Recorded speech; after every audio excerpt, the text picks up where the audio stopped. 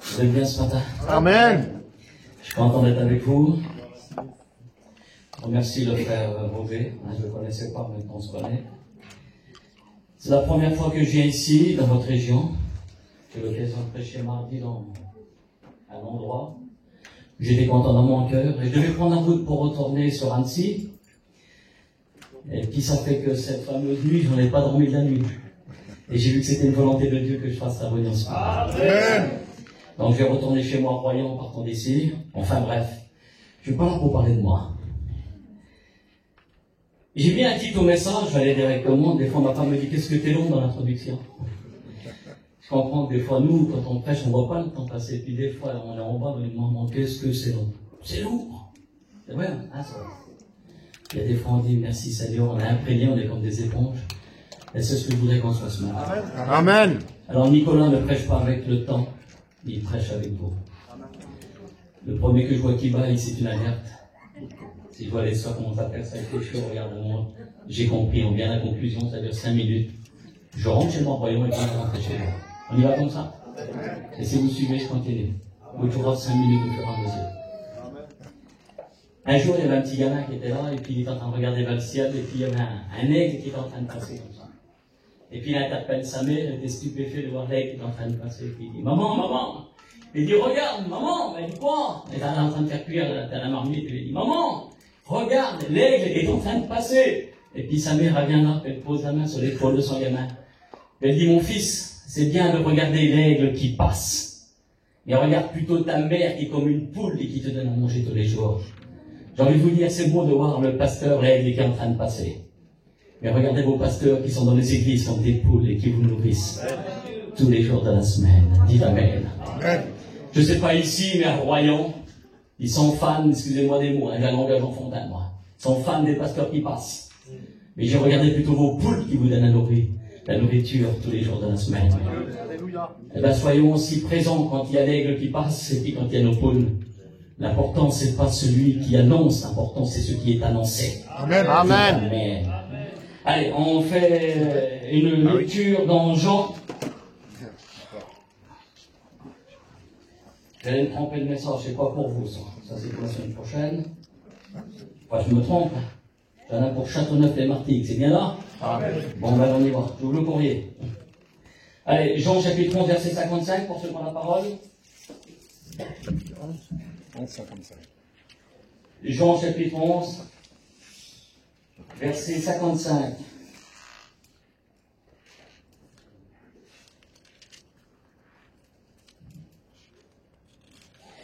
La Pâque des Juifs était proche et beaucoup de gens du pays montèrent à Jérusalem. Jérusalem est la ville sainte. Avant la Pâque, pour se purifier. On le relit? La Pâque des Juifs était proche et beaucoup de gens du pays montèrent à Jérusalem avant la Pâque pour se purifier. Ils cherchèrent, au pluriel, ils cherchèrent Jésus. Ils cherchèrent Jésus et ils se disaient les uns aux autres dans le temple, que vous ensemble ne viendrait-il pas à la fête? Or, les principaux sacrificateurs et les pharisiens avaient donné l'ordre que si quelqu'un savait où il était, il le déclare, afin qu'on se saisisse de lui. Je donne le deuxième texte, après je vous dispenser de la lecture. C'est dans Exode. C'est pas principalement la Pâque qu'on va prêcher ce matin. Je vais donner le titre du message. C'est l'agneau et le sang. Amen. J'ai pas fait l'agneau, virgule, le sang. Et le sang. J'ai fait l'agneau et le sang. Bien sûr, on va aller dans Exode 12. Au verset 1. Allez, je vous laisse le temps de prendre vos Bibles, regardez, on va aller ensemble.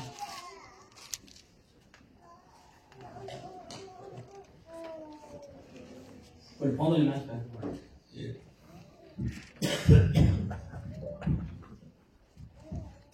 Alors, on fait cette lecture ensemble. L'Éternel dit à Moïse, à Aaron, dans le pays d'Égypte, ce mois-ci sera pour vous le premier des mois. Il sera pour vous le premier des mois de l'année. Parlez à toute l'assemblée d'Israël et dites, le 10e jour de ce mois, on prendra un agneau pour chaque famille, un agneau pour chaque maison. Un agneau pour chaque famille. Le 10e jour de ce mois. Un agneau pour chaque famille. Un agneau pour chaque famille. Un agneau pour chaque maison. Et si la maison est trop peu nombreuse pour un agneau, on le prendra avec son plus proche voisin. Son plus proche voisin. Pas tante Janine qui nous appelle souvent à manger le ragoût, ni tonton Bernard qui nous fait des grillades, et qu'on le réinvitera après. Ses voisins plus proches. Écoutez, ses voisins plus proches, dites Amen. Même s'il a un fort transit avec un J5. Même si c'est un rouge qui a un plateau et qui fait la ferraille. On doit partager l'agneau avec lui. Amen. T'as pas compris, toi, au fond.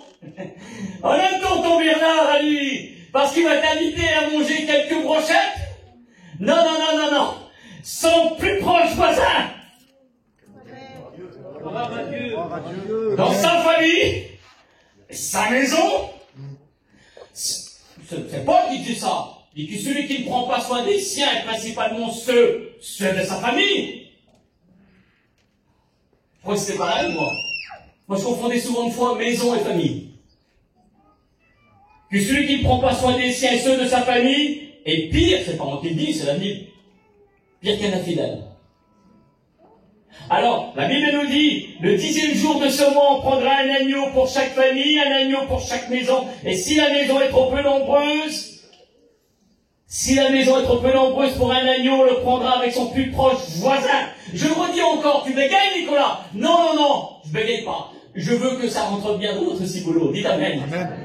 Le plus proche voisin, et selon le nombre des personnes, vous comptez pour cet agneau d'après ce que chacun peut manger. Et ce sera un agneau sans défaut, mâle âgé d'1 an, et vous pourrez prendre un agneau ou un chevreau. Mais vous le garderez jusqu'au 14e jour de ce mois. Du 10e jour jusqu'au 14e jour, 4 jours. 4 jours d'observation. Ça veut dire qu'il y avait des témoins oculaires, ils regardaient. On ne donne pas du superficiel, on ne donne pas ce qui est fétiche. En observation, on donnait ce qui était sans défaut. J'ai envie de vous dire que Christ est notre agneau. Amen. Il est observé pas selon 4 jours, mais il est observé aussi par les 4 évangiles. Matthieu, Marc, Luc et Jean sont les évangiles synoptiques. Et Jean, 20 ans après, écrira son livre. Et sur l'observation des 4 évangiles, nous voyons Christ, notre agneau, sans défaut. Amen. Vous savez ce qu'on va faire? On va fermer nos yeux et on va prier le Seigneur. Que le Seigneur puisse nous parler. Que la parole de Dieu puisse percuter nos cœurs. Que les montagnes s'aplanissent, que les murs soient brisés, que les chaînes éclatent ce matin. Mais que Dieu nous parle. Je demande à notre ancien, à Roger qui prie pour moi. On prie avec le frère. Nous voulons te bénir sur la terre, nous dire merci pour ta grâce, pour tes bienfaits. Merci pour ton onction. Nous te présente ton serviteur, ton loin celui que tu as choisi. Qu'il soit un moyen de bénédiction pour ma vie, pour nos vies ce matin. Nous avons besoin de nourriture, Seigneur. Nous sommes faibles et nous voulons de la force ce matin. Bénis, prends toute la place. Amen. Amen. Et l'Église dit Amen. Amen. On prendra de son sang et on en mettra sur les 2 poteaux et sur le linteau d'apport des maisons, ou, avec un accent, ça peut dire on a un choix, soit je préfère le caramel ou le chocolat, non, ça c'est un choix, mais là c'est ou. N'est pas question de choix. Vous le garderez jusqu'au 15e jour de ce mois, 14e jour de ce mois, et l'assemblée d'Israël l'immolera entre les 2 soirs, on prendra de son sang, et on en mettra sur les 2 poteaux et sur le linteau de la porte des maisons, ou, c'est pas un choix, ou le lieu, où on le mangera. Et ça, faut qu'on comprenne les mots. Dites Amen. Et cette même nuit, on mangera la chair rôtie au feu, on la la mangera avec des pains sans levain et des herbes amères, vous ne le mangerez point à demi-cuit et bouilli dans l'eau, mais il sera rôti au feu. Avec la tête, retenez, la tête, les jambes et l'intérieur. Vous n'en laisserez rien jusqu'au matin, et s'il en reste quelque chose, le matin, vous le brûlerez au feu. J'ai encore envie de vous lire ce dernier petit verset, le petit verset 11. On y va? Quand vous le mangerez, vous aurez vos reins sains, vos souliers aux pieds, votre bâton à la main, et vous le mangerez à la hâte, c'est-à-dire rapidement. Alléluia. Amen. Comme on dit chez nous là-bas, les yéniches, on dit, pas comme des flex. C'est là qu'ils savent. Pas comme des feignants. À la hâte, rapide. La Bible dit que ce sont les violons qui sont par là. Amen. Pas celui qui dit, tu vas à la réunion ce matin? Je sais pas, je crois qu'il y a le marché à Marseille. Oh, il fait beau, aujourd'hui, on fait pêcher quelques trucs. Non, à la hâte. Amen. Un chrétien, il prend tout le temps.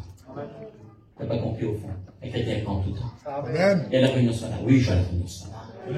Le petit gamin, il a braillé, il a renversé le Kellogg's Cornflakes dans la compil. C'est pas grave, nettement en revenant. Mais je vais à la réunion ce matin. Adieu. Même ma compagne me fait la tronche ce matin. Je lui ai pas fait son café. Elle a renversé son matrice. Peu importe. On connaît tout ça. Ce qui se passe à Royan, ça se passe là aussi. Des fois, il faut pas grand chose pour pas aller à la réunion. Ah, il faut pas grand chose, hein. Faut pas le contrarier, le bonhomme, hein.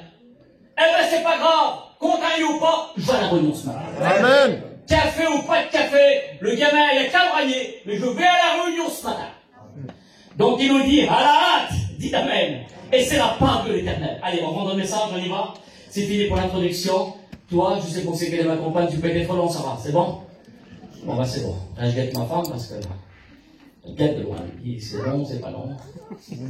D'ici, pour moi, des fois. Enfin, on va en parler un peu ce matin, on va rentrer dans les foyers ce matin.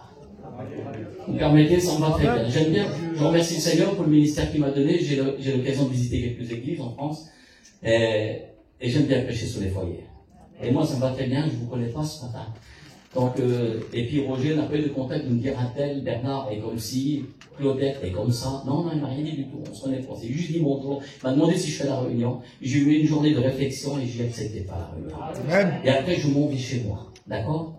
Sortie de secours ou pas de sortie de secours, je prêcherai ce que le Seigneur a mis sur mon cœur. Une fois, une sœur m'a dit ça. Elle m'a dit, Nicolas, dis donc, tu n'as pas porté de pommade ce matin. J'ai dit, excuse-moi, sœur, je ne suis pas un pharmacien, mais je suis un prédicateur pour vous annoncer la vérité. Amen. Et on sera là pour vous dire la vérité. Dites Amen. Napoléon disait ces mots-là, il dit, pour gouverner les Français, il dit, il faut avoir une main de fer dans un gant de velours. Un ancien de notre mission avait repris aussi ça. C'était Napoléon disait ça. Il dit, pour gouverner les Français, il connaissait que c'était des gens caractériels, mais il dit, il faut la porter aussi avec une main de fer, avec justice et droiture. Mais ça se dit avec douceur aussi dans un gant de velours. Ben, je prêcherai la parole de Dieu dans une main de fer ce matin. Mais par contre, apporter avec un gant de velours. D'accord? On y va, ça vous va? Allez, on y va ce matin.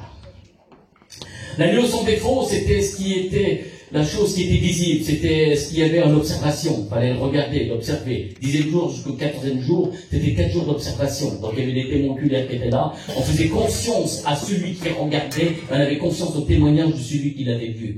Dites Amen. Vous savez qu'on ne peut pas faire confiance à tout le monde. Moi, quand on me rapporte quelque chose que je n'ai pas vu, je veux savoir de qui ça a été dit. Et de celui qui a été dit, je peux dire oui, c'est vrai, parce que c'est lui qui l'a dit.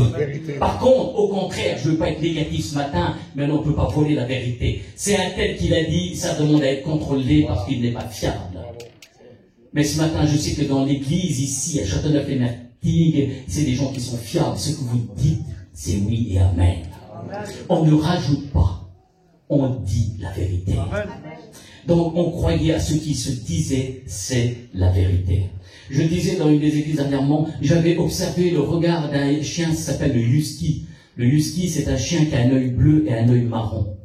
C'est pas là, je vais pas dire que les yeux bleus vont au ciel et les yeux marrons n'y vont pas. Ne dites pas ce qu'il n'est pas dit. Je crois que je suis un des seuls à y aller au ciel. Il n'y a pas beaucoup de yeux bleus ici. Si, il y en a un peu. Donc, si, voilà, il est de la main, c'est ça, c'est content. Non, le husky, il a un œil bleu, un œil marron. Ça veut dire, on appelle ça de l'hétérochromie. C'est une façon de regarder, sa façon de voir est différente. Comment ça? Je vais aller dans mon langage enfantin. Pouvons-nous avoir un œil bleu à la réunion et un œil marron à l'extérieur? Non, nous ne pouvons pas avoir de l'hétérochromie dans notre regard. Ce que j'ai vu, si c'est la vérité, je le dis, mais je le dis si ce n'est pas dit avec médisance. C'est-à-dire que je ne me sers pas de la vérité pour dire quelque chose pour inculper quelqu'un. Ce que je dis, ça doit être bénéfique derrière. Si ce n'est pas bénéfique, je préfère le taire.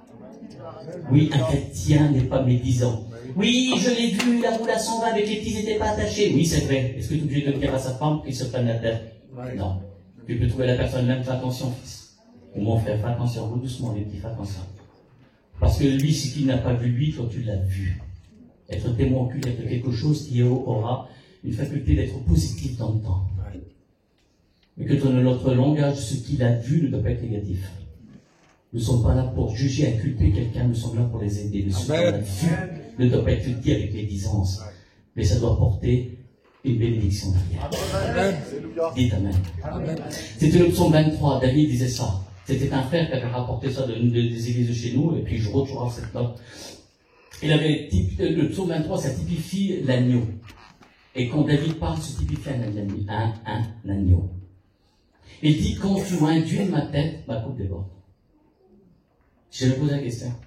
Tu induis ma tête, ma coupe déborde.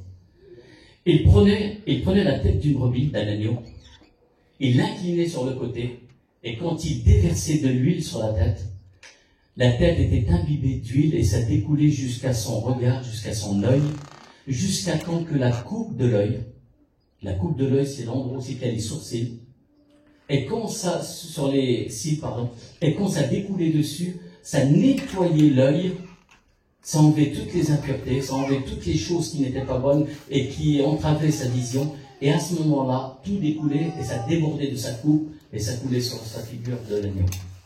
Et j'ai envie de vous dire que ce matin, la parole de Dieu, soyez comme de l'huile qui coule sur notre tête. Amen. Et s'il y a des choses, vous comme moi, ne me dis pas que vous comme moi, mais qui puissent enlever et nettoyer ma coupe de l'œil. Amen. Que le Seigneur puisse induire ma tête et que ma coupe déborde. Et que je puisse suivre le troupeau, suivre le chemin que le Seigneur m'a passé. Dites Amen.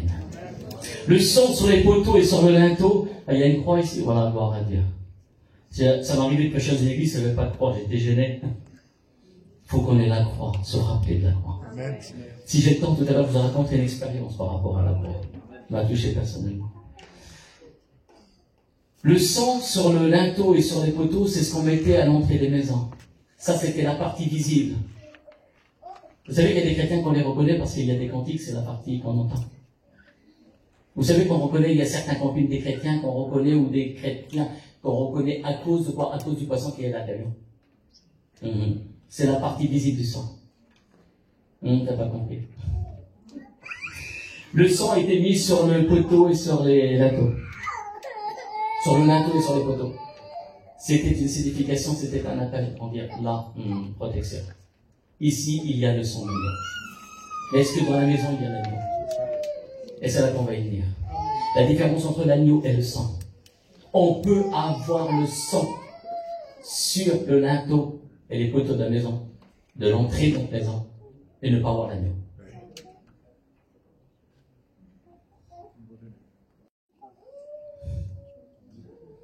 On peut avoir le sang sur le poteau, les poteaux et le linteau, et ne pas avoir l'agneau.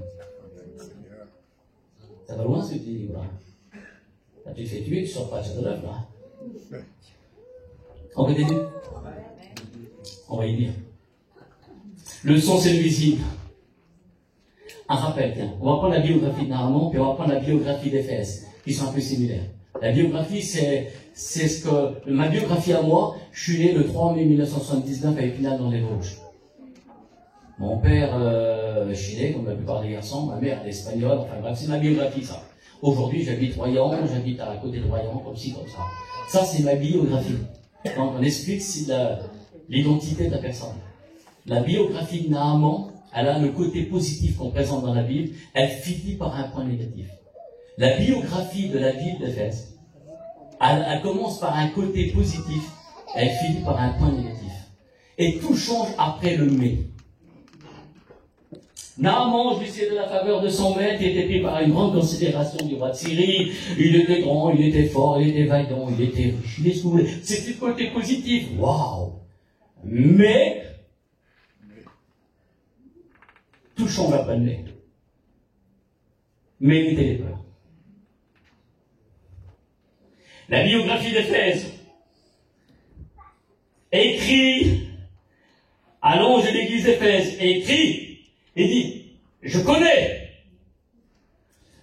ton travail, je connais tes œuvres, et je connais que tu n'aimes pas les gens qui mentent, je connais ta persévérance, je sais que tu as souffert à cause de mon nom.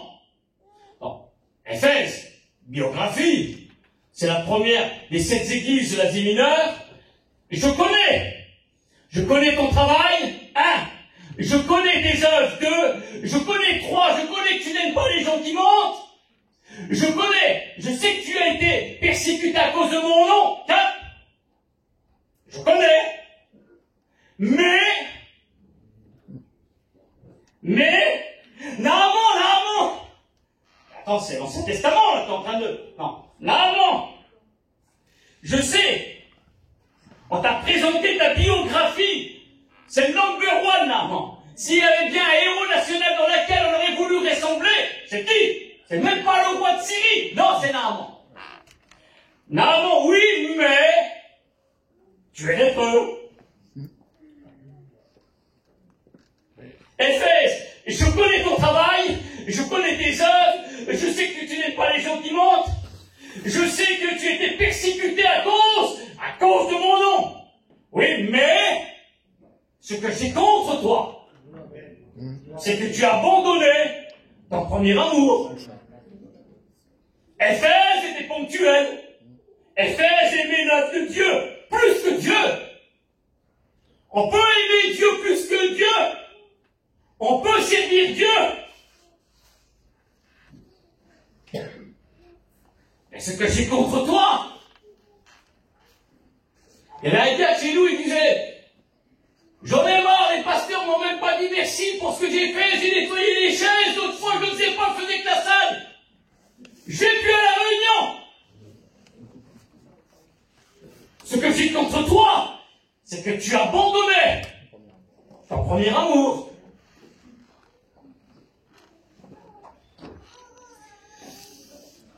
Et c'est le mais qui fait changer tout. La Bible dit, c'est bon, elle dit, moi et ma maison, nous servirons l'Éternel. Et j'ai fait un petit A avec un petit B. Et j'ai pris l'exemple de la femme de Pierre et cette femme de Nabal qu'on appelle Abigail. Et je voudrais qu'on rentre dans les foyers ce matin. Parce qu'on comprendra mieux avec un langage enfantin. À quoi ça sert si j'aurais fait même des études, pas fait de bien compris, que j'aurais fait des études de théologie, si on ne comprend rien. Il faut qu'on reparte avec un mot de Dieu ce matin. Parce que je vais être franc avec vous ce matin. J'ai fait plusieurs réunions de jeunesse. Et avant, au départ de mon ministère, je suis très jeune, je suis un jeune prédicateur, j'ai été trop compliqué. J'étais à l'école, j'étais compliqué. Je voyais, il y en a plein qui ne suivaient pas. Mais ça sert à quoi? Ça sert à rien. Où c'est que ça sert? C'est quand on voit que le petit gamin qui a 10 ans, qui est là sous la chaise et qui comprend tout le message. Amen. Eh bien, soyons comme des gamins ce matin. Amen. Et qu'on comprenne tout le message. Et ce matin, maintenant, on va rentrer dans les foyers. On va rentrer dans une des maisons qui a certainement qu'il y a le son sur la porte. Dites Amen. Amen. Et ça, c'est une appel. On dit qu'il y a le son, alors ici, on peut rentrer dans une maison. Parce qu'il y a des maisons qu'on se sent bien. Il faut dire la vérité. Il y a des maisons qu'on se sent moins bien. On va se voiler la face ce matin. Il y en a à Royan, il y en a aussi, ici aussi, il y en a. Il y a des maisons qu'on se sent vraiment bien. Et toi, tu comprends pas. Ils vont chez un tel, et ils vont pas chez moi. Et on n'a pas osé te le dire. Mais on va te le dire ce matin. Pourquoi ça va pas? Parce qu'on va remuer ce matin. Mais il faut que ça change aussi. Il faut que tout change ce matin. Je veux que le Seigneur, que l'agneau soit dans mon foyer. Amen. L'agneau ne doit pas nous attendre devant la salle, et il rentre avec nous dans la salle, et quand on sort de la salle, il reste là. Non, l'agneau, je l'amène aussi chez moi. Amen. Même si mon mari boit, je vais lui montrer que l'agneau, il est chez moi. Même si ma femme n'est pas venue ce matin. Il y a peut-être des frères qui disent, ma femme n'est pas venue, elle n'est pas convertie. C'est une bête à misère, elle là. Eh bien, prends l'agneau ce matin. C'est bien beau de lui faire écouter des cantiques, mettre un petit peu de sang sous le poteau de ta maison. Ah, ça c'est bien. Ça c'est bien, mais quelques CD, quelques prédications de temps en temps, ça est en train de mettre un petit peu de sang sur les poteaux. Non, j'ai envie de te dire, le sang est l'agneau. Continue pour le sang, mais que l'agneau rentre chez toi. Amen. Qu'il n'y ait pas de domination qui vienne de l'extérieur chez toi. Non, peu importe s'il y a des foyers divisés, mais chez toi, il y a l'agneau. Amen. Mon gamin se drogue, c'est la vie de misère, il me tape dessus au cachette de mon mari, je lui donne des sons au cachette, mais j'ai envie de te dire, t'as juste le sang. Et c'est pour ça qu'il continue. Montre-lui qu'il y a l'agneau, et il arrêtera. Un chrétien ne se fait pas remarquer, mais un chrétien est démarqué des autres. Ils n'ont pas tous dit Amélie, ils comprennent pas, ils sont bien les autres. J'ai envie de vous dire qu'un chrétien ne se fait pas remarquer, mais un chrétien est démarqué des autres. Amen. Amen. Alors dans la famille de Pierre, on ne connaît pas le nom de sa femme. Il semblerait qu'il faut être connu pour qu'on parle de nous. L'important, c'est pas qu'on soit connu des autres, mais qu'on soit connu de Dieu. Amen. Et la femme de Pierre n'a pas de nom. J'ai beau chercher, je l'ai pas trouvé. S'il y a un frère là qui puisse me le dire, ça m'aiderait dans mes prédications. Mais je l'ai pas trouvé. J'appelle Madame Pierre. C'est pas de ma faute, c'est comme ça. Et Madame Pierre, c'est son attitude que j'ai aimée. Parce que s'il y a eu un apôtre Pierre, c'est que dans le secret, dans l'ombre, il y a certainement une femme qui était à genoux en train de prier. Et qu'il y a eu une femme de Pierre. Amen. Et la femme de Pierre, c'est pas celle qui réchine. Non, ça ne dit pas peut-être ici, réchiner, si ça dit. Comment on dit ici? La rongeuse. Ouais, c'est comme ça. La femme de Pierre, c'est pas la rongeuse. Parce que je vous promets que dans la femme de Pierre, dans sa maison, il y avait non seulement le sang, mais il y avait aussi l'agneau. Amen. Et puis je vous promets qu'il y avait du monde chez eux. Pourquoi qu'il y avait du monde chez eux? Parce que c'était une femme d'hospitalité. Et une femme d'hospitalité, on y vient chez eux. Les gens d'hospitalité, on y vient chez eux. Frère, tu veux boire un petit tasse? Mais il a vu que t'as pas envie de lui en donner. Non, le frère ne veut pas boire de tasse de café.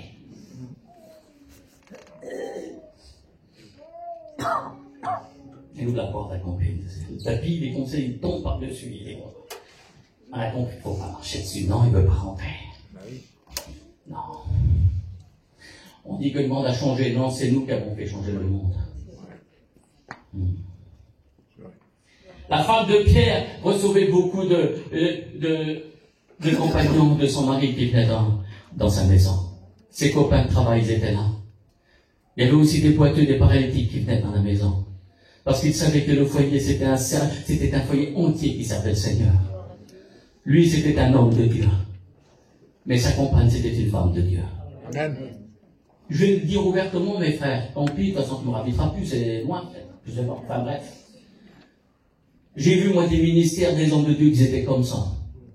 Leurs femmes, zéro. Mais pourtant, citoyen, le serviteur de Dieu était comme ça. Ben, j'ai envie de te dire que Pierre était comme ça. Et sa compagne était comme ça. Et quelle beauté. Ah, peu importe l'heure, peu importe les jours. Certainement, de toute façon, c'est pas certainement, c'est sûr. Ils n'avaient pas de Snap, ils n'avaient pas de WhatsApp, ils n'avaient pas de téléphone, ils n'avaient rien. Mais ils savaient qu'à l'intérieur, même qu'ils franchissaient la porte de la maison, à l'intérieur, il y avait l'odeur de l'agneau. Jésus était souvent chez Pierre. Dites Amen. Pourquoi? Parce qu'il se sentait bien chez Pierre. Parce que derrière tout ça, il y avait une femme de Dieu qui était là.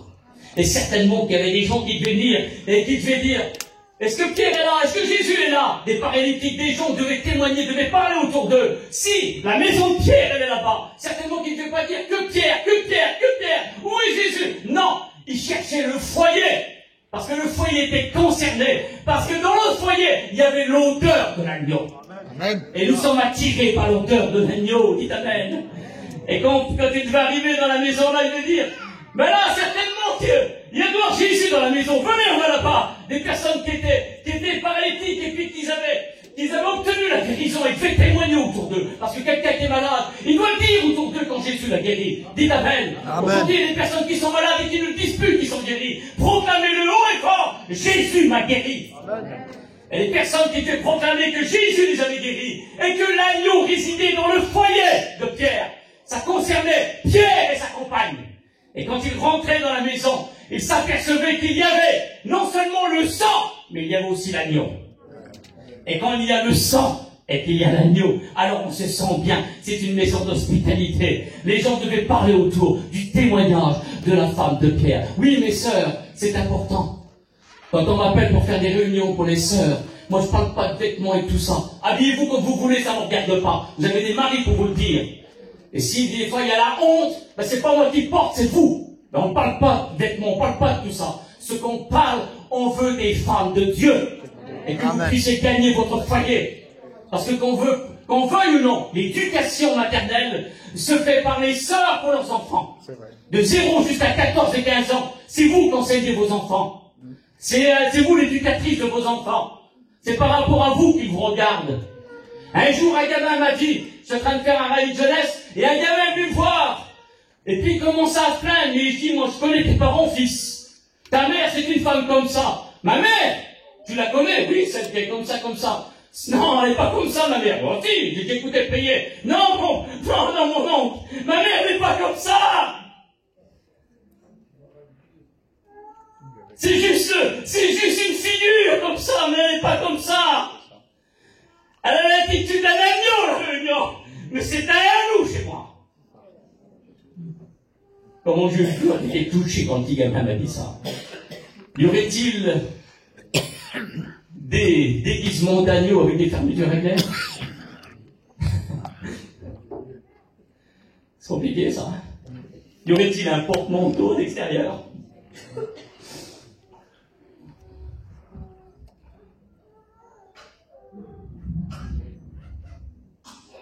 Je peux le dire nettement. Je me mets en mode ninja combat chez moi. L'agneau ne peut pas te suivre. Il faut qu'on gagne nos enfants. Mes sœurs, gagnez votre compagnon. Arrête de le traiter d'alcoolique, même s'il va sous le pastaga. Ne le traite pas d'alcoolique. Et dis-y carrément, mon mari, on va t'aider dans la prière, dans le jeûne, mais tu vas t'en sortir de cette addiction. On va t'aider, frère, on va t'aider.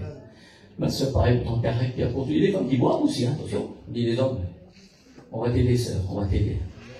Et s'il n'y a pas de point de jugement, de culpabilité, on est là pour s'aider. Amen. Amen. On est là pour aller au ciel. Et puis là, il y a la femme d'Abigail qui est là. La femme d'Abigail, c'est le foyer divisé. Son mari s'appelle Nabal. Nabal veut dire insensé. Abigail était une femme de valeur. Et Abigail, elle a un bon caractère de femme. Elle n'a pas bon caractère de cette femme. Son mari méprisait un peu tout le monde. Quand il n'avait rien, on n'écoutait pas parler. Tu vois le nouveau riche, là?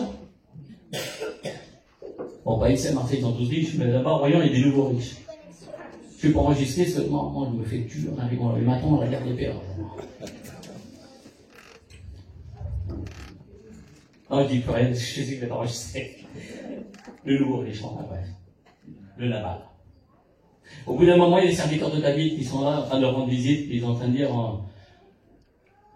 maintenant, on voudrait participer à un mets, être ensemble, tout ça, enfin bref. Juste participer à un petit repas, enfin bref. Et puis là, ils commencent à prendre des gonfles à max, des oursins sur les bras. Et puis ils commencent à parler avec une voix, avec tonalité. Et puis la femme de Nabal qui est là est en train d'observer ce qu'il va dire. Et puis là, il est en train de parler avec arrogance. Il prend un peu d'eau. Non, on n'a pas besoin de vous, on n'a besoin de rien. Et puis il est en train de parler très mal. On s'est vu, en tant que prédicateur, surtout dans des foyers, être dans une situation où c'est qu'on est mal à l'aise. Mais vous avez déjà été partagé à certains repas, dans ton Jeannot qui s'enfilait quelques rosés, puis tu t'aperçois que la conversation, c'est plus lui qui parle, mais c'est l'alcool qui parle à sa place. Et puis là, t'es mal à l'aise, soit ils n'ont pas amené les gâteaux, rien encore. T'es juste encore avec l'apéro, tu sais pas possible, va plus finir ça. Alors moi, que j'ai bu d'alcool de ma vie, quand je tourne dans des foyers, des fois qu'ils t'invitent puis qu'ils font de l'apéro. Oh là là là là. Et puis tu vois que le langage entre eux, tu sens qu'il y a de la tension. Et c'est un peu ce qui se passe. Vous savez ce qu'elle fait, cette femme? Elle aurait pu dire, écoute, regarde comment t'as parlé. Avec ton langage alcoolique, regarde ce que t'as fait. Elle aurait pu, j'ai déjà vu, être invitée dans des foyers, que la femme reprenait son mari contre tout le monde. Et donc, qu'elle traitait d'alcoolique devant nous. Moi, j'ai jamais été aussi tant mal à l'aise que ça. Elle l'insultait comme, mais t'as pas honte devant les serviteurs, l'attitude que t'as, regarde! Gueule d'alcoolique, maman, t'es là, nous. Elle est là, vous voyez? L'homme boit, la Abigail est là, parce que il faut pas avoir que le sang sur nos pas. Mais il faut avoir l'agneau chez nous. Et il faut avoir le langage. Et puis là, à ce moment-là, elle est en train de parler, et elle dit, écoute, est-ce qu'elle a parlé le jour même? Non. Elle lui dit le lendemain, écoute, la Bible nous dit qu'elle attend que l'alcool était dissipé. Regardez la femme de sagesse.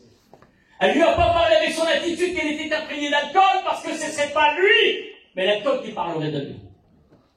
Et quand Abigail va parler avec son mari, elle attend le lendemain matin pour lui parler. Que l'alcool est dissipé parce qu'elle ne veut pas parler avec un homme qui a de l'alcool, mais elle veut parler avec son homme.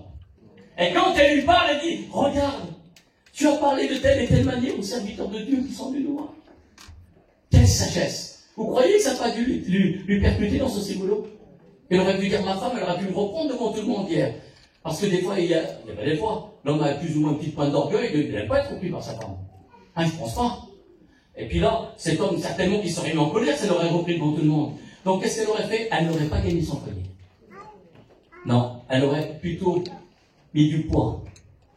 Elle a, par rapport à son attitude, à son langage, à son témoignage, elle a attendu le lendemain pour lui dire telle et telle chose.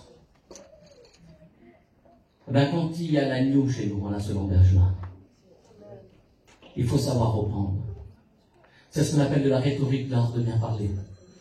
Il faut savoir dire les choses. Il y a des fois, on a un peu un caractère volcanique et puis on est en train de dire, c'est pas bien ce que tu fais! Le petit athée a fait ceci, a fait cela, c'est pas bien, non! Et puis on a un caractère comme ça. Non, on dit, réfléchis avant de parler. Et je l'apporte toujours avec douceur, avec sagesse. Et j'essaie de gagner mon foyer. Dites Amen. J'ai prêché dans un séminaire dernièrement en Espagne. Peux-vous prendre 5 minutes? Amen. J'avais prêché sur le caractère d'une femme. Vous savez, il y a quelques années en arrière, j'étais amateur d'école de combat. C'est qui qu'on a déjà eu ici? Bon, envie de me comprendre. Personne? Personne n'a eu des cours ici? Non. Qui? T'en as eu des cours? T'as eu quoi comme ça? Un peu de tout? Il n'y a que lui qui a eu des cours de combat? Personne? Ouais? Ouais? Ah si, quand même. Ah bien, ouais, ça m'a fait peur, parce que Marseille, c'est revenu. D'accord. Alors moi, j'étais amateur d'époque, j'étais amateur, petit.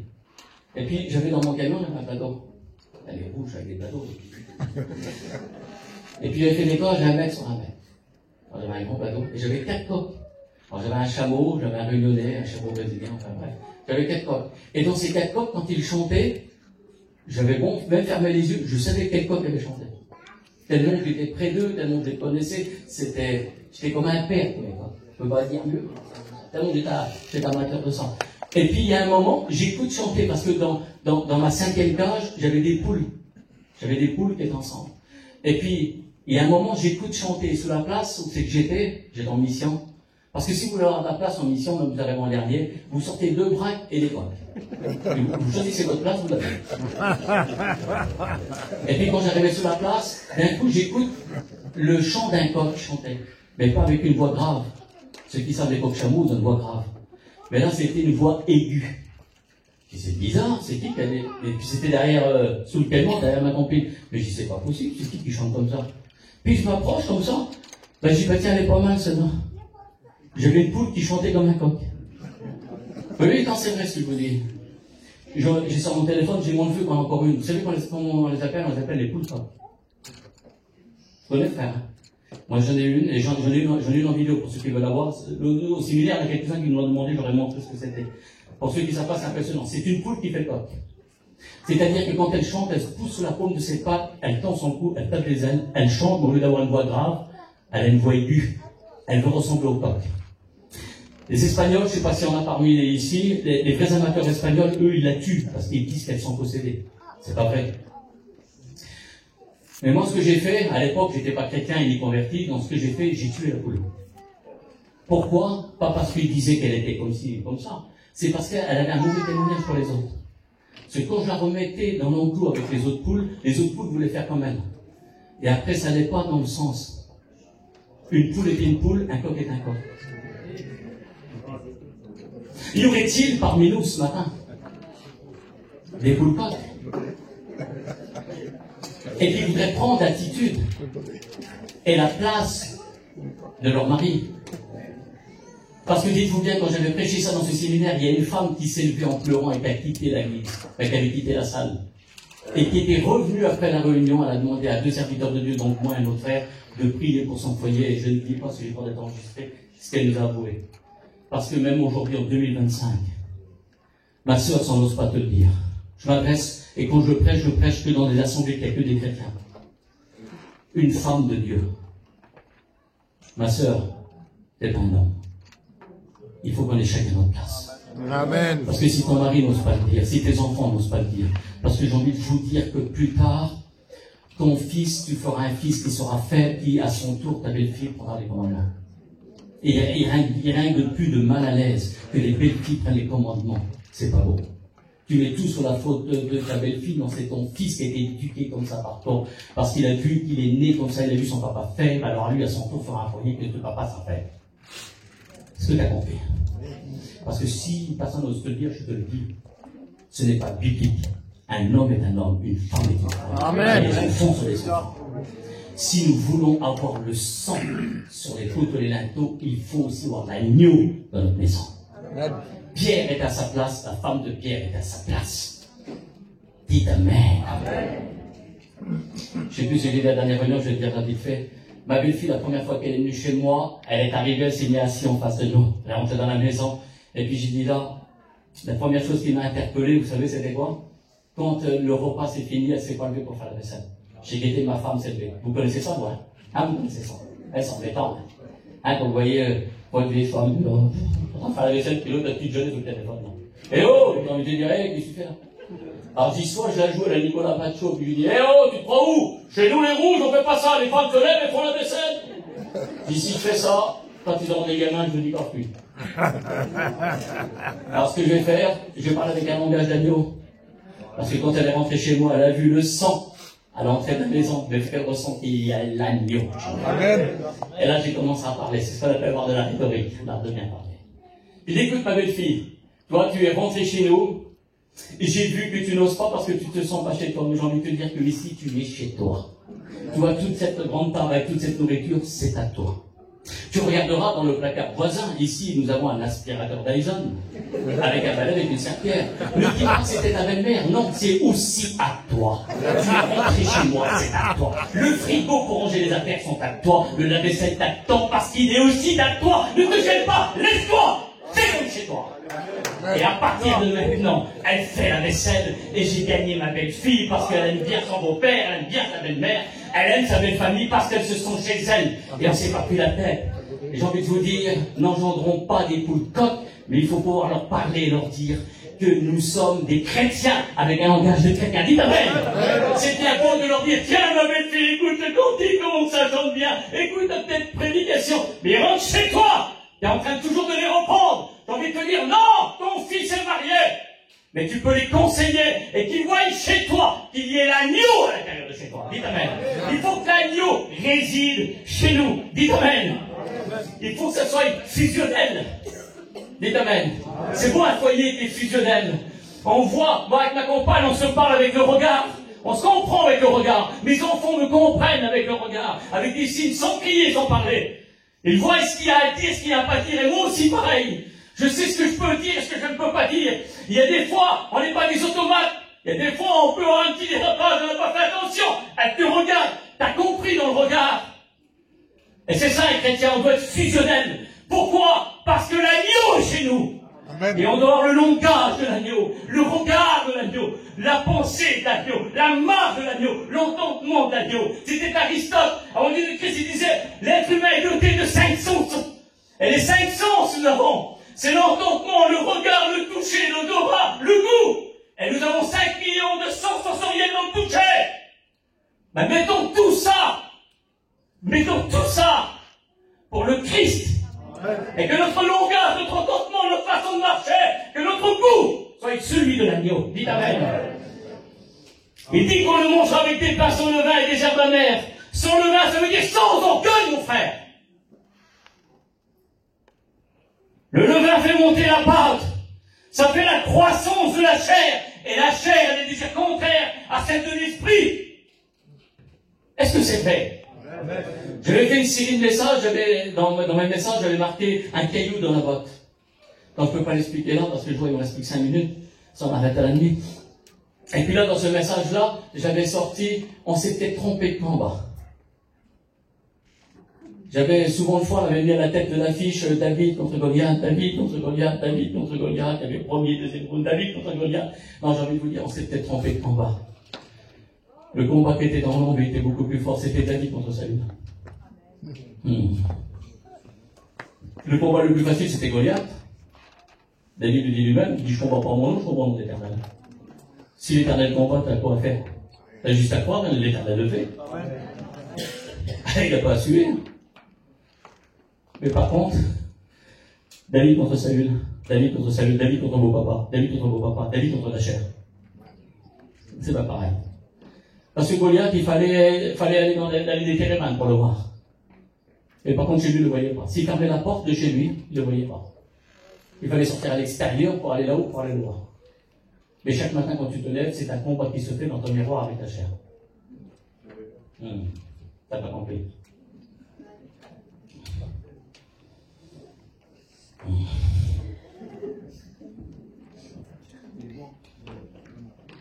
Il combat terrible. C'est pas rien, la chair. Hein? Moi, tout de suite, elle me dit, dépêche-toi, faut que tu rentres chez nous, faut que tu vas manger pour rentrer chez nous. C'est un moment terrible.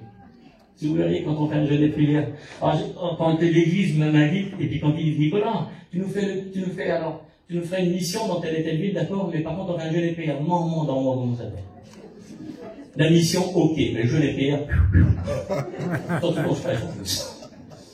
Parce que moi, je perds 1 kilo quand je fâche. Ma chère, elle dit, mon petit fantôme, tu vas jeûner. On va se rouler la face. La chair aime bien chanter, mais elle n'est pas prier. C'est vrai, c'est vrai. Non? Amen. Prie 1 heure et puis dehors. Par contre, chante 2 heures. Tu tiendras. La chair a des désirs contraires à celle de l'esprit. Un jour, un homme de Dieu, il a dit à l'intérieur de moi, il y a 2 chiens. Ah bon? Quelle couleur? Noir et blanc. T'as 2 chiens à l'intérieur de toi? Oui. Il dit, j'ai un noir et un blanc. Puis l'autre, il pose la question, il dit, quel est le plus fort? Il dit, ça dépend lequel que je nourris. Eh? Je vous la parenthèse, vous avez compris? Elle dit, on le mangera avec des pains sans levain et des herbes amères. Sans levain, donc c'est sans orgueil. Dites Amen. Amen. C'est sans orgueil. Un jour, l'apôtre Paul était là avec Barnabas, et c'était là, ils arrivent dans un endroit qui s'appelle Lystre, mais entre-temps, ils ont eu une petite querelle entre eux. On le souligne très rarement, ce passage-là. Parce qu'on ne peut pas concevoir que 2 pasteurs pour une petite querelle entre eux. Oh, entre le beau-père et le gendre, oui. Entre la belle-mère et la belle-fille, oui, on y va. De plein gosier, vas-y, on y va. Hein. Mais par contre, entre 2 prédicateurs, c'est rare. Mais ça se fait. Et là, ça se fait. Paul et Barnabas, c'est là. Et il y a une petite chose qui se passe entre eux. Pas à cause d'eux, mais l'attitude du 3e qui était avec eux. Des fois, on prend la défense de quelqu'un. Vous avez vu des fois entre le marteau et l'enclume, on est entre parenthèses, et puis on est là, on dit, qu'est-ce qui s'est passé? Il dit rien, Paul dit rien, Barnabas dit rien, mais on sait l'Écriture nous en parle. Et comme c'est écrit dans les Actes des Apôtres, donc c'est Luc le médecin qui écrit ce passage-là, et à un certain moment, il y a eu quelque chose entre deux, à cause d'un qui n'a pas de parole. Un dénommé Jean-Marc. Et Marc, il devait partir à un jour précis avec eux. Admettons, allez, je prends dans, je sais pas qui va venir avec nous. Un Roger, je connais déjà toi. Après, c'est qui? Il me faut un autre nom. Citez-moi là. Vous soyez là. Hein? Lolo. T'es avec nous? Toi, tu seras Marc. Barnabas, ça tombe bien, c'est lancé, puis moi, je suis Paul, ça me va. Nicolas, tu veux être Paul? Oui, je vais être Paul. Et puis, Roger, c'est Barnabas. Et puis là, on doit partir pour notre premier voyage missionnaire. Donc on doit aller à Derbe, à Antioche, tout ça, on doit partir. Et on part le lundi 1er juin. Lundi 1er juin, donc lundi 1er juin, on se donne un point de départ. On doit partir tous les 3. Et au moment où j'arrive là-bas, je vois l'ancien, parce que les anciens sont toujours devant, c'est pour ça qu'il faut les suivre. Il dit Amen. Hein, donc il est déjà en avance, il est là-bas, puis je vois Roger de loin. Je dis Roger, ça y est, on est prêt à partir, mais il en manquait un 3e. Ah bon? Oui. 3e. Ben, il n'est pas venu. Ben, on voit, regardez l'écriture, on voit que ça tatillonne un peu au départ, on voit que ça, il sait pas, on voit qu'il veut pas la, c'est normal, là, des prédicateurs, on a d'amour, on veut pas dire, ah ouais, il est pas venu le feignant, il n'est pas de parole, non, il parle pas comme ça. Non, il parle pas comme ça. Il aurait pu le dire, mais toi, il est vaillant, obligatoire, il veut partir avec nous. Ah ben non, dis donc, il vient pas, lui. Ben, Dieu s'engage là, hein. Et puis on en profite, hein.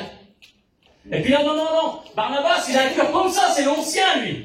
Il essaie de récupérer, de réparer, il met du coton, il n'est pas là. Puis au bout d'un certain moment, on voit qu'il prend sa défense quand même. Et puis quand on s'aperçoit à un certain moment, on s'aperçoit que c'est son cousin. Paul qui était là, qui était très caractériel au départ, parce qu'il avait un langage égocentrique, Paul. Égocentrique, ça veut dire moi je. Ça veut dire prendre la première personne du singulier. Paul était comme ça, il disait moi je, ceci, moi je, cela, moi ce. Non, c'était fini après ça. Parce que quand on a l'agneau, il a rencontré l'agneau, quand on a eu l'impact et ça produit le contact avec l'agneau, notre langage change, dit amen. Amen. Et Paul ne disait plus avec un langage égocentrique, moi je, ou je fais. Il disait, je veux. Amen. Mais je peux pas. Je veux, mais je peux pas. Oui, mais si tu veux, et que tu ne peux pas, lui, il peut. Amen. Et quand il est là, il s'approche et puis il voit Barnabas qui est là. Oui, mais Marc n'est pas là. Il semblerait qu'il prend quand même à la longue, il craque, il prend sa défense. Et quand il prend sa défense, on s'aperçoit que c'est son cousin. Est-ce qu'il y aurait des pages droites dans l'église parce que c'est notre cousin? Excuse-moi, Roger. Je sais que Roger n'est pas comme ça. Enfin, je ne sais pas en fait.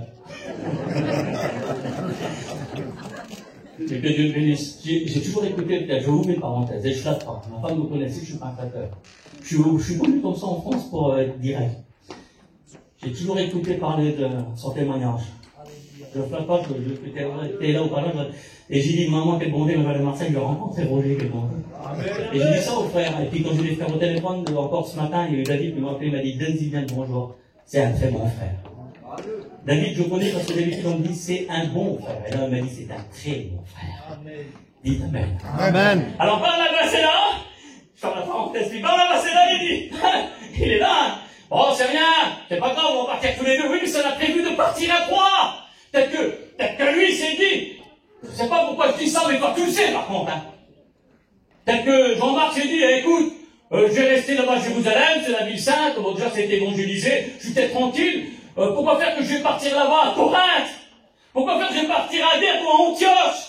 Hein, ils connaissent pas, on risque notre peau là-bas. Hein, je suis peut-être bien ici, moi. Qu'est-ce que je vais? Pourquoi faire que je vais partir de Château de Flémarty? On est bien ici. Oh, je vais m'occuper de la salle, les frères. Je vais faire quelques petites réunions. Mais ils ont interdit d'aller en mission. T'avais promis d'aller en mission, mais tu savais très bien que t'allais pas, frère. Sœur. T'avais promis à ta fille, je vais te rejoindre en mission, mais tu savais très bien que ton mari avait des toits à nettoyer. Tu peux pas quitter, t'as ton marché à faire. Et t'avais donné cette promesse il y a quelques mois en arrière, je vais partir, mais tu savais très bien que tu partais pas. Mais il y a le pasteur qui est là, qui a le cœur comme ça, et puis il essaie de te protéger, il sait plus comment faire. Vous dites oui, mais c'est peut-être bien aussi qu'elle reste là. Donc elle subvienne à ses besoins et ses autres enfants qui sont là. Oui, mais si Dieu t'a demandé d'aller en mission.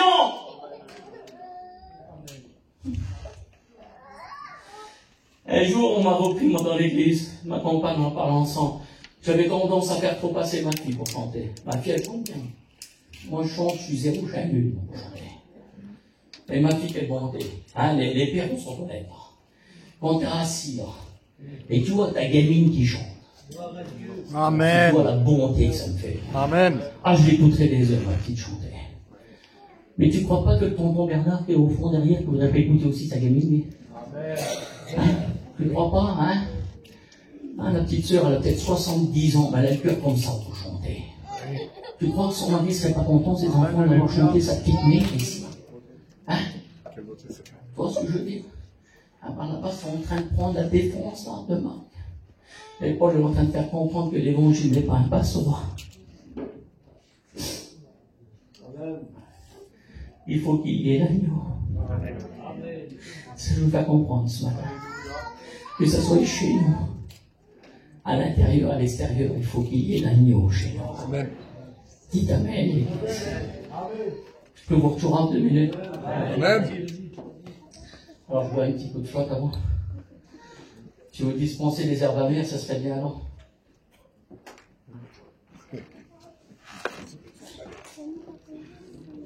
C'était dans 1 Corinthiens chapitre 13, verset 11, c'est l'apôtre Paul qui m'a donné cet enseignement-là. Regardez ce qu'il dit, Paul. Parce qu'il faut dire qu'il en a vu des vertes et des pas mûres. Un Paul, il n'avait pas de compagne, on comprend, mais de toute façon, on n'aurait pas pu suivre, c'est pas possible. Paul, c'est un quelqu'un. C'est impressionnant.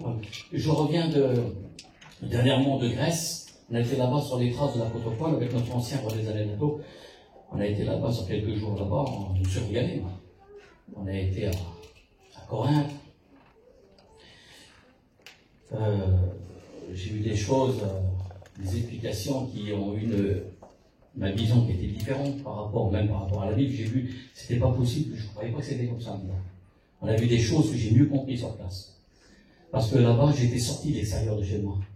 Et quand on est là-bas, on pense qu'on n'est que là-bas, on n'est que dans la lecture, la prière, et on a compris les choses. Parce que si vous voulez recevoir de l'agneau, plus près vous serez de lui, et plus vous l'écouterez vous parler. Amen, Seigneur. Et ça, c'est important. Je le redis. Approchez-vous de l'agneau. Amen. Mais Nicolas, nous sommes chrétiens, approche-toi plus de l'agneau. Tu vas l'écouter parler, tranquillement. Et quand il est là-bas, dans 1 Corinthiens chapitre 13, verset 11, il dit, lorsque j'étais un enfant, Paul, il dit ça. Vous avez compris qu'il était à maturité au niveau de sa chair. Il parle dans le domaine spirituel, sur des fonds d'enfants. Vous savez, des fois, vous avez des jeunes baptisés qui ont 40 ans, 45 ans dans mon âge, et puis ils veulent tout faire comme un chrétien qui a déjà 40 ans de baptême. Non, l'apôtre Paul, il fait des distinctions sur sa chair. Il dit, lorsque j'étais un enfant, il dit, je parlais comme un enfant. Lorsque j'étais un enfant, je pensais comme un enfant. Lorsque j'étais comme un enfant, il dit, je raisonnais comme un enfant. On va le dire en grec, vous allez le comprendre. Quand j'étais un brephos, c'est un bébé. Quand j'étais un bébé, j'ai fait disparaître de moi le népios. Quand j'étais un bébé, dans le sens spirituel, j'ai fait disparaître de moi le bébé et je suis mis un enfant. Quand j'étais un brephos, j'ai fait disparaître de moi le népios. Et quand j'étais un népios, j'ai fait disparaître de moi le népios et je suis mis un technon, c'est-à-dire un adolescent. Quand j'étais un bébé, j'ai fait disparaître de moi le bébé, je suis devenu un enfant. Quand j'étais un enfant, j'ai fait disparaître l'enfant pour revenir un adolescent. Et quand j'étais un technon, un adolescent, j'ai fait disparaître de moi le technon pour venir un lios. Ça veut dire pour venir un homme de Dieu.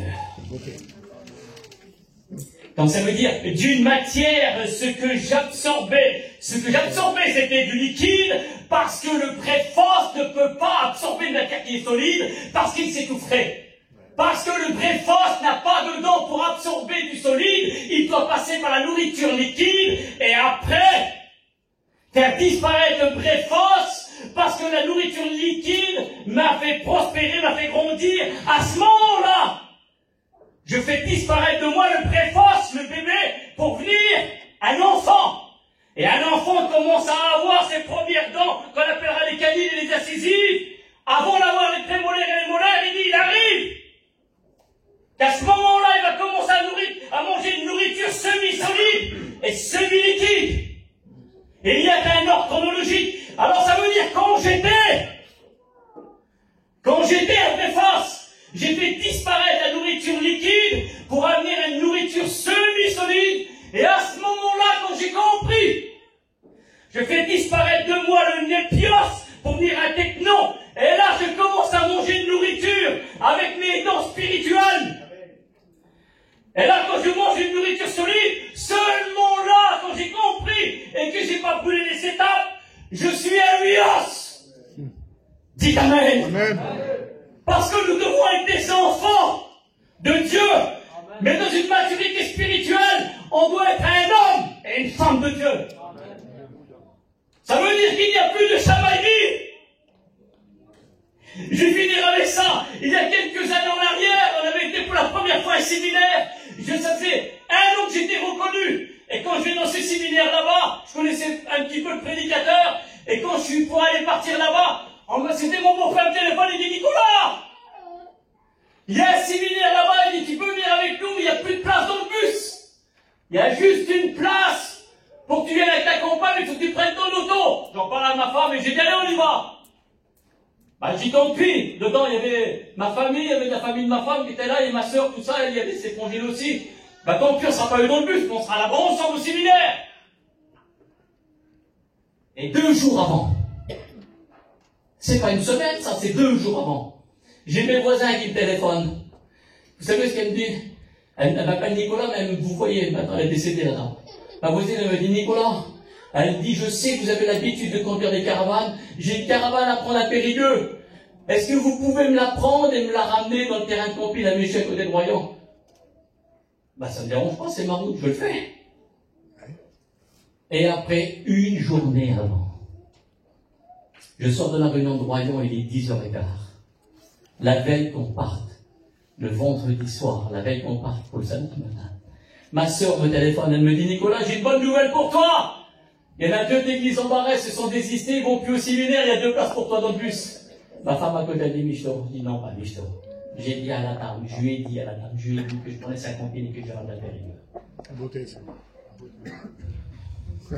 Amen. Amen. C'est important la parole.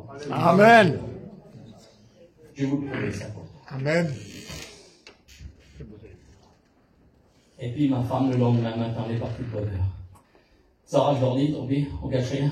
Elle a boudé 500 km. Elle a boudé parce qu'elle n'était pas dans le bus. Parce que ma soeur a dit, on n'en a rien à faire. Bah, c'est rien, c'est des sédentaires, donc elle cherchait même leur compris. Non, non. Il n'y a pas de sédentaires ou pas de voyageurs, ça, non, non. Amen. Amen. Amen. J'ai dit à la dame que je lui prenais sa compris, que je le ramenais. Amen. Donc je le fais. Amen. Ma femme n'avait pas compris sur le coup. Au bout d'un moment.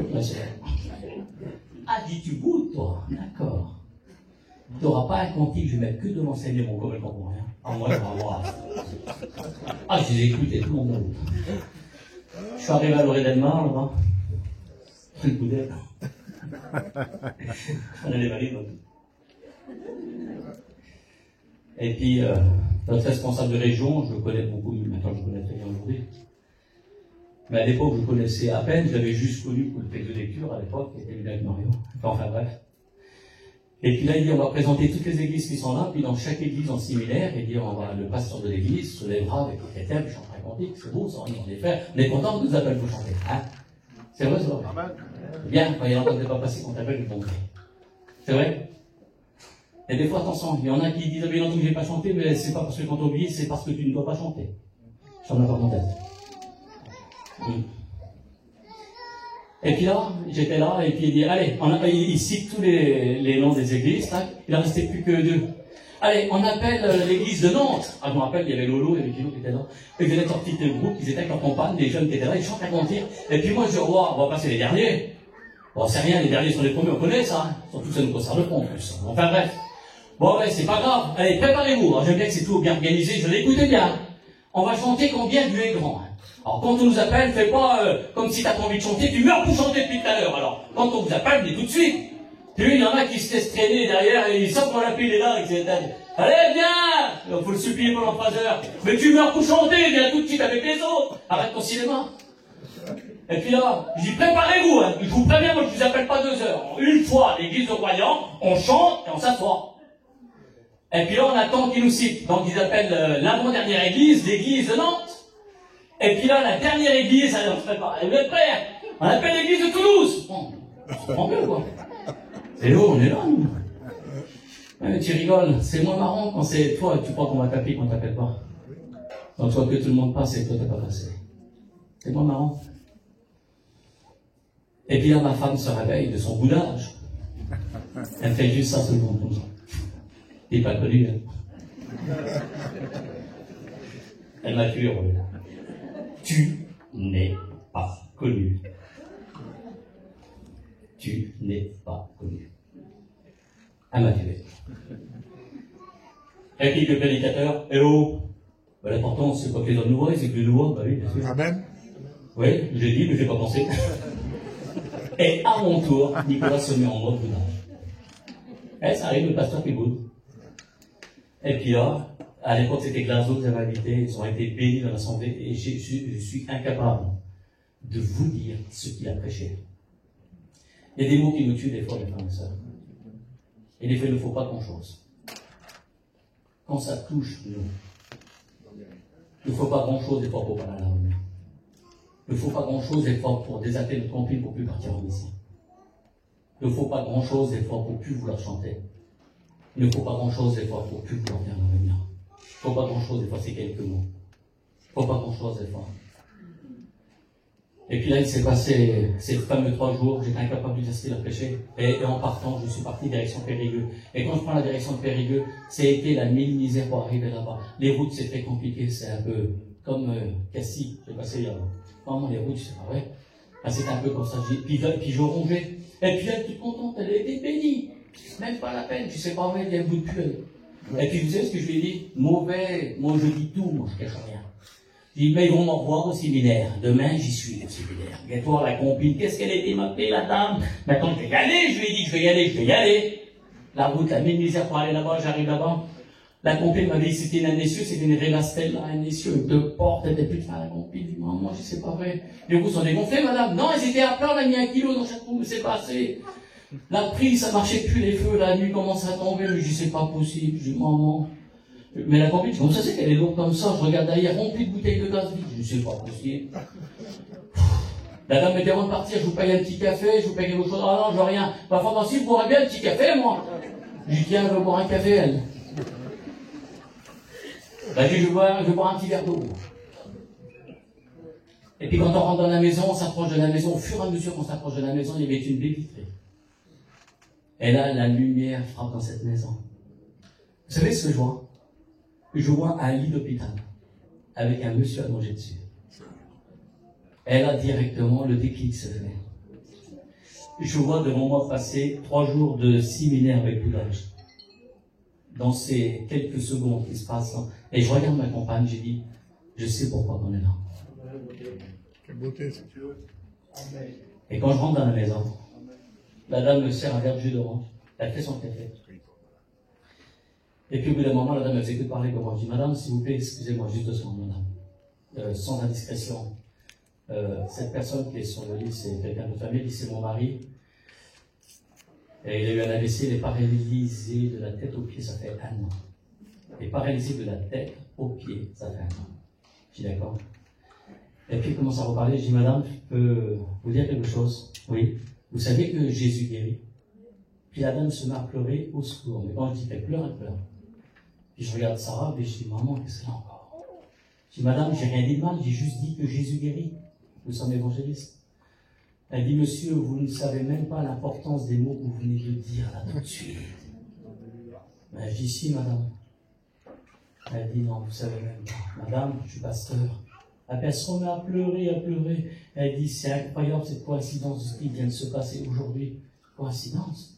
Elle dit, cet après-midi, ma sœur et mon beau-frère sont venus m'apporter une Bible, ils sont chrétiens, évangéliques. Elles m'ont dit de lire la Bible. Et comme je faisais rien cette journée-là, j'étais à côté de mon mari, puisqu'il ne peut pas me parler. J'étais en train de lui lire, j'ai tombé sur un passage que Jésus guérit. Amen. Et le pasteur, un monsieur qui vient chercher ma caravane, me dit que Jésus guérit. Mais je dis, madame, vous savez ce qu'on va faire? On va prier le Seigneur. Et Jésus peut le guérir. Amen. Est-ce que vous le croyez? Elle dit, oui, je le crois. Amen. Elle va dans l'oreille de son mari et elle dit, je ne sais plus, elle appelle par son nom, je ne me rappelle plus comment il s'appelait. Elle lui dit, un tel, le monsieur qui est venu chercher notre caravane, c'est un pasteur, il veut prier pour toi. Crois-le! Amen. Et puis là, j'ai prié, pas comme d'habitude, j'ai prié les yeux ouverts. Je prie, il ne se passe rien. Je change de voix. Je dis, Seigneur! Vraiment, je ne vais pas la voyageur, je prie. Seigneur, si tu savais que j'aurais été là, s'il te plaît, tu puisses te faire lever maintenant, tu l'as fait pour des paralytiques. Ah, je cite plein de versets de la Bible, et vas-y. Et il n'y a rien qui n'a bougé, c'est pas vrai. Alors je dis, c'est ma façon de faire, elle n'est pas bonne, mais je crois, moi, que tu peux le faire, on a vu les guérisons. Alors je dis plus doucement, je dis, Seigneur, s'il te plaît, que tu puisses, Seigneur, devant moi, tout ce qui s'est passé là, j'ai compris que c'était une volonté à toi qu'on soit là. Rien se fait. Je dis, madame, prenez-le par la foi. Je vous promets que c'est vrai que Jésus guérit. Amen. Qu'est-ce que je fais? Je dis au revoir et je m'en vais. Et quand je pars, j'arrive chez moi, royaume. Et quand j'arrive là-bas, pas 1 journée, pas 2, mais 3 jours. Le téléphone sonne. La dame, pas la dame de la compagnie, la dame, ma voisine qui m'a appelé pour chercher la compagnie. Elle me dit, Nicolas, j'aurai un autre service à vous demander. Je dis, elle me dit, j'aurais une grosse télé à déplacer et Georges, il est très menu pour pas la porter. Non, ben, je dis, quand je rentrerai du travail, c'est à l'heure cet après-midi, je viendrai vous la déplacer. Puis quand je suis rentré dans la maison, le monsieur en question était debout, il a toujours été debout là, et puis elle était assise sur la chaise de la table de la cuisine. Puis je rentre, je dis bonjour, oui, j'ai fait au plus vite que j'ai pu, j'allais où votre télé? Elle dit, il n'y a pas de télé. Je dis, je comprends pas, il n'y a pas de télé. Elle dit, non, c'est pas pour ça que je vous ai appelé. Elle dit, j'ai une question à vous poser, je vous ai connu tout gamin, je vous ai vu faire du vélo, jouer au ballon, je vous ai vu vous marier, je vous ai vu avoir des enfants. Et je dis, qu'est-ce qu'elle vient me dire? Elle dit, j'ai une question à vous poser, est-ce que c'est vous ou c'est votre femme qui a des fluides dans les mains? Je ne comprends pas les fluides dans les mains. Elle dit, vous ne comprenez pas? Mais je vais vous dire, je vais être clair avec vous. Elle dit, quand vous êtes allé chercher la caravane chez monsieur et madame Intel, je dis oui. Elle dit, quand vous avez pris la caravane, vous êtes parti? Je dis oui. Il dit, le lendemain matin, le monsieur s'est levé de lui-même, tout seul. Amen. Gloire à Dieu. Le Seigneur n'avait pas besoin de me montrer tout de suite, il ne faut pas que je m'orgueillisse de ma prière. C'est pas ça que je vais dire ce matin. Nicolas, tu es en train de dire qu'il y a de l'orgueil dans les prières? Non. On ne doit pas s'orgueillir de nous-mêmes. Même si des fois on est venu et on a été déçus parce qu'il y a longtemps qu'on n'a pas témoigné, qu'on n'a pas chanté. J'ai envie de vous dire que des fois nous recherchons trop l'activité mais très peu l'intimité. C'est alors que Dieu avait vu David dans l'intimité, alors dans l'ombre de l'intimité, Dieu enverra David dans l'intimité. Et quand ça vient de Dieu, ça tient. On n'est pas là pour faire plaisir aux gens. On est là pour se comprendre et avancer ensemble. Amen. Combien de fois on est venu me trouver Nicolas, appelle un tel pour qu'il chante, ça va l'encourager, j'ai envie de te dire, quelle est son attitude en ce moment? Ben, il voit de temps en temps son petit coup, non, excuse-moi frère. Tant qu'il n'arrêtera pas, c'est parce qu'il va l'encourager de bien chanter, parce qu'il voit son petit coup, il fume en cachette. Il a besoin de se faire délivrer complètement. Il gagne son témoignage et après il chantera et témoignera. Le ciel n'est pas un centre de purification, ce sont les purifiés qui vont au ciel. On prie Seigneur. Je ne peux pas continuer, je ne peux pas finir comme ça. La Bible nous a parlé aussi d'être rôti au feu. Et le rôti au feu, c'était de prendre les jambes, c'était de prendre l'intérieur, prendre la tête. Ça ne veut dire pas que simplement le gigot et les côtes d'agneau. Le gigot, c'est souvent une fois la guérison, et les côtes d'agneau, des fois, c'est juste les bénédictions. De Jésus, on prend tout de Jésus. C'est-à-dire, on prend tout de Jésus. On veut un Jésus qui guérit, un Jésus qui est béni. On veut les côtes et les gigots. Mais on doit prendre tous les jambes, l'intérieur, on doit tout prendre, même un Jésus qui nous reprend comme ce matin. On prend tout de l'agneau. On prend tout de l'agneau. À toi la gloire, à toi la gloire. Il dit que vos reins soient saints, c'est la stabilité, la vérité est fiable, et un chrétien il est fiable. Un chrétien c'est sérieux. Excusez-moi des mots, c'est pas rigolo un chrétien. Un chrétien, une chrétienne, c'est sérieux. C'est vrai. Vous souillez, c'est le zèle. Et le zèle, c'est de se mettre en avant et de marcher, de dire oui, je suis zélé, même malgré le découragement, les au contraire. Même si dans mon foyer, ça a tendance à chagrer. Même si des fois, on vient nous dire quelqu'un de notre famille, elle est belle, il est beau, le chrétien. J'ai envie de te dire qu'il y a le sang. Alléluia. Sur le linteau, les poteaux de notre porte. Mais il y a aussi l'agneau dans la maison.